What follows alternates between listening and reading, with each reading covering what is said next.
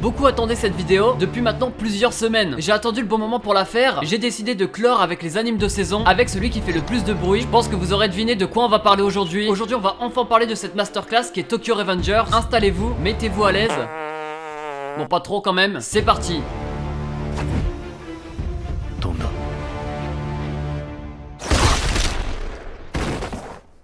Salut à tous ces gens, c'est Manga. Aujourd'hui on va parler d'un anime incroyable. J'ai attendu mais là je pouvais plus. Je suis trop content de vous en parler. Avant ça, comme d'habitude, si t'as kiffé le petit like, ça fait plaisir et ça aide beaucoup. Est-ce que vous pourrez atteindre les 7000? Aimez-moi en commentaire en opening. Je vous prépare le tournoi blind test qui devrait se dérouler ce mois-ci. Bref, Tokyo Revengers, pourquoi c'est bien, même extraordinaire, même à chaque fois que je le vois, j'ai juste envie de le revoir. Non, vous attendez à quoi là? Alors, l'anime. L'histoire se passe à Tokyo et nous on suit l'aventure de Takemichi. Lui, il a l'impression d'avoir raté sa vie. Il gagne juste de quoi vivre et de payer son loyer. Et la seule meuf qu'il a aimée est morte dans un règlement de compte. Sauf que suite à un accident, il est renvoyé 12 ans dans le passé. Du coup c'est un retour en arrière. Il va se retrouver au collège, de quoi rattraper sa vie et de sauver Ina, la meuf qu'il a aimée. Et pour ce faire, c'est simple, il va devoir impacter le passé pour modifier le futur. Il va être mêlé au gang Tokyo Manji, celui qui sera à l'origine du meurtre. Sauf que ça va être bien plus compliqué que ça, mais ça on le verra par la suite. Salut à tous ces gens, c'est Manga. Aujourd'hui mais non, c'était un prank. Oh mon dieu, comme je vous ai eu. Comme tout anime, il y a un opening chanté par Official Ije Dandism, je sais pas comment ça se prononce, du titre Cry Baby. On a un opening qui visuellement pourrait spoil, mais comme tous les openings, personnellement je trouve que c'est plus un résumé de l'intrigue qu'autre chose et j'ai bien aimé. Au niveau de l'audio, ça colle parfaitement à l'histoire, en tout cas au niveau du rythme, parce que je ne parle pas japonais, vous l'aurez deviné, mais je peux faire parler les plus grands tels que Gibbs. Domo arigato. L'opening est validé. Mais alors pourquoi cet anime est tant apprécié? Je dois avouer que sur les 3 premiers épisodes j'ai été un peu déçu. Le premier épisode c'est le lancement de l'intrigue, c'est grâce à lui qu'on va connaître l'histoire, pourquoi il va dans le passé, etc. Mais surtout sa rencontre avec le chef de Tokyo Manji, ce qui fait que le premier épisode est très important et je l'ai vraiment kiffé. Sauf que le problème c'est que les 2 épisodes par la suite,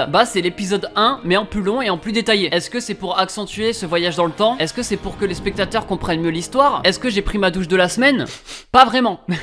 Moi ça m'a dérangé, du coup j'ai attendu un peu que les épisodes sortent pour continuer, parce que j'ai pas voulu attendre pour ce genre d'épisode, mais j'ai pas été déçu d'attendre pour la suite parce que la suite est extraordinaire. Faut savoir que c'est un anime plutôt mature. On parle de gang, il y a des histoires entre eux et des fois ça peut partir très loin. Sauf que bizarrement t'arrives quand même à t'attacher à ce genre de personnes. Enfin dans l'anime. Comme le personnage principal, en tant que spectateur on va remarquer quelque chose. Les chefs de ce gang c'est peut-être des brutes, c'est peut-être ceux qui sont à l'origine du meurtre de sa meuf, mais ils ont quelque chose d'humain en eux, ils ont certaines valeurs que quelqu'un de lambda n'aura pas, ce qui fait qu'on est en train de se demander si c'est vraiment eux qui ont commis l'acte. De toute manière on a la date depuis le début de quand la meuf est morte, information très importante, parce qu'au cours de l'histoire il va y avoir un enchaînement d'actions qui va faire que plus on se rapproche de la date propice, plus on se rendra compte que ces événements ont plus d'importance que le jour même. Et c'est à ça que sert le personnage principal, il est là pour impacter ces événements pour que la balance reste immobile, et s'il fait pas, on sait tous comment ça va se finir. Mais alors Jamie, comment il est au courant de ces événements? C'est une très bonne question. Excusez-moi, je suis en train de muer. Le perso principal ne reste pas dans le passé, mais alors ça va être trop compliqué à vous expliquer comment il fait. Il doit serrer la main à quelqu'un, parce qu'après ça devient plus scientifique qu'autre chose. Non, il doit juste serrer la main à quelqu'un. Mais vu que vous insistez, je peux vous l'expliquer. Il doit serrer la main à quelqu'un.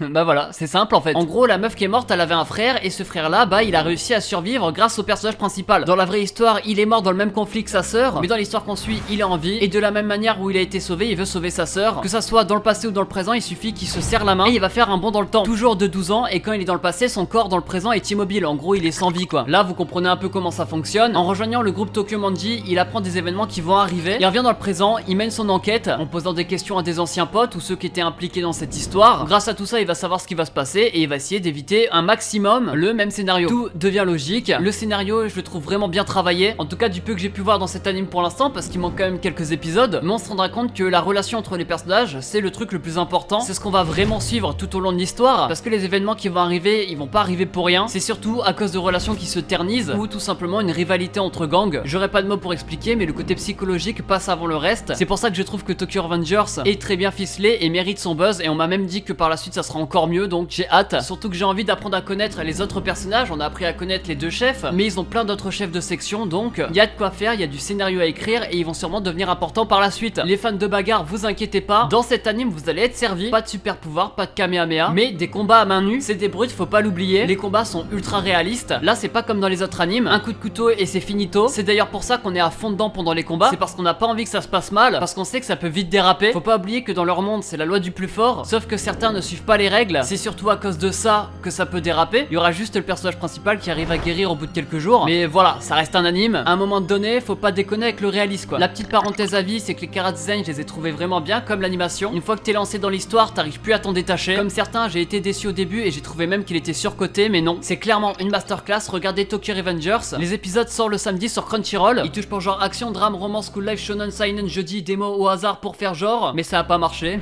Et pour thème, amour, délinquance, école, mort, vengeance et voyage temporel. Pour Tokyo Revengers, atik atik atik. Aïe aïe aïe. Merci. Bref, la propagande n'est jamais finie. J'hésite à le lire pour vous dire. Si t'as kiffé, tu peux lâcher un petit like, ça fait plaisir et ça aide beaucoup. Les 7000 peut-être. Et mets-moi en commentaire un opening ton préféré ou un opening random comme tu veux. Bref les bros, nous on se retrouve dimanche prochain pour le top ultime. Préparez vos carnets parce que ça va être une dinguerie. À la semaine prochaine. Ciao, bye bye.